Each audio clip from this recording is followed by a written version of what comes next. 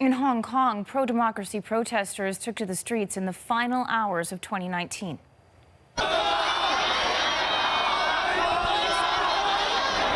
The protesters marked more than half a year of widespread demonstrations in the Chinese-ruled city.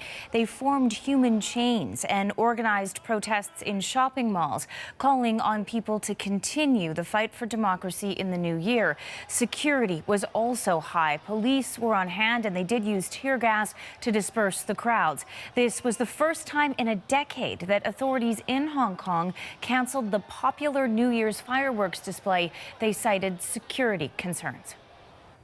To talk more about some of the reasons why 2019 has been seen as a year of protest in many parts of the world, we're joined from Georgetown, Kentucky by Christopher Shea. He's a research fellow with the Carr Center for Human Rights Policy at Harvard University.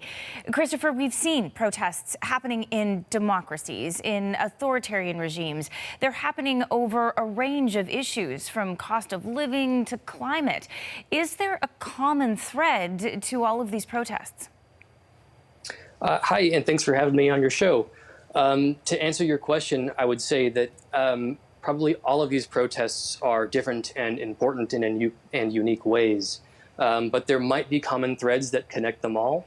There is a lot of research to suggest that people have become convinced that government is less receptive to their preferences, especially when their countries are constrained by international institutions, like, for instance, the EU.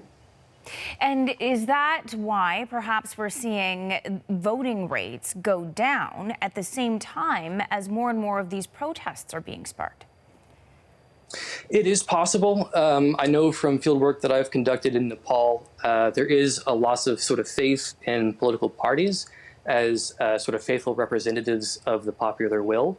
If voters feel that their parties are not going to honor their decisions, then exactly that there's no motivation to actually vote for them. And it might be more effective, they think, to vote on their feet, go and protest. So by doing that, what have some of these protests accomplished in 2019? Well, there's evidence that they've accomplished a lot, although so far there are a few regimes that I know of that have actually fallen.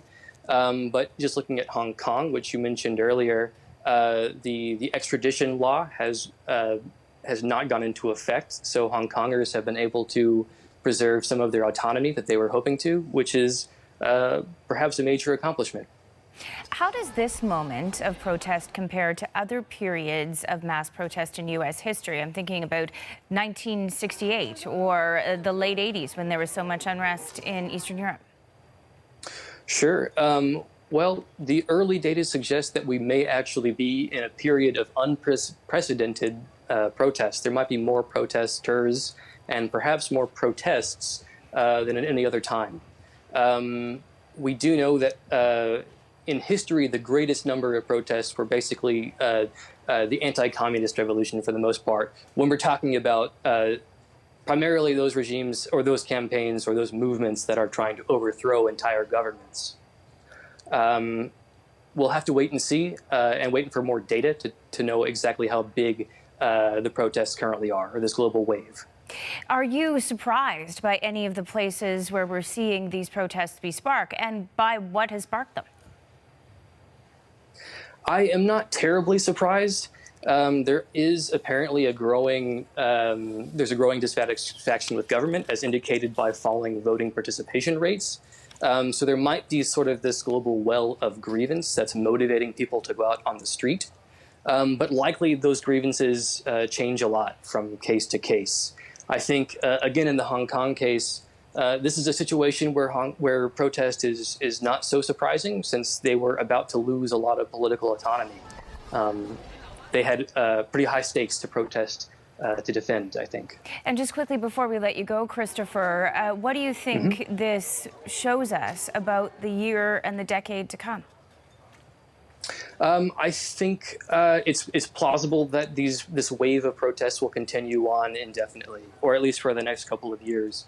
We do know that protest is fairly contagious, to use a technical word, but when protests happen in one place around the world, that's sort of a demonstration effect that makes other places feel that they have an opportunity to do the same.